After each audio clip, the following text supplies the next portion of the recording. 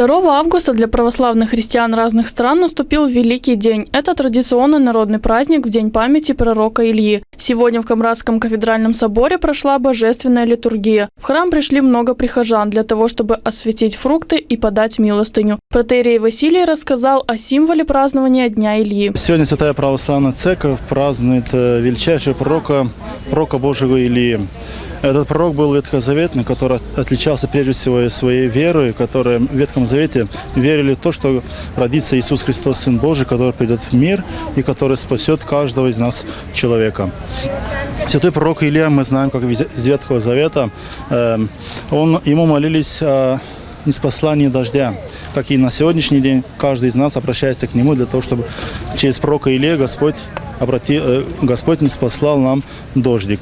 Святой пророк Илья, знаю также из Ветхого Завета, был вознесен на небо живым, и было обещание то, что он пока, не умрет, не примет смерть телесную, при этом он вернется на землю, примет естественную человеческую смерть, и тогда уже будет, конечно же, и кончина нашего света. Поздравить своих близких было немало желающих. 3 имеет, 3 Илья, чтобы они были здоровы, счастливы, молодые, чтобы все у них хорошо было. Мы совершенно случайно зашли в церковь, нам очень понравилось.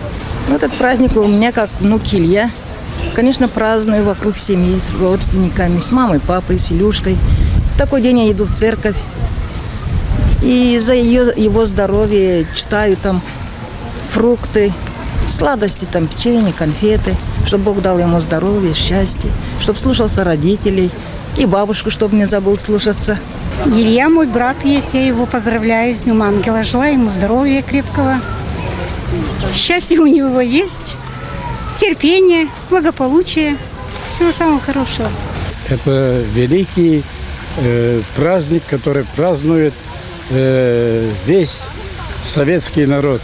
Невзирая на уже, так сказать, сформировавшиеся какие-то республики там и так далее, это все народные праздники. В этот день каждая семья отмечает по-своему этот великий праздник. Сегодня день именина сына Илья. Поздравляю. Много лет жизни, здоровья, счастья. И чтоб счастливо был в семье. Желаем всем, кто Илья, им, именинникам, здоровья, счастья.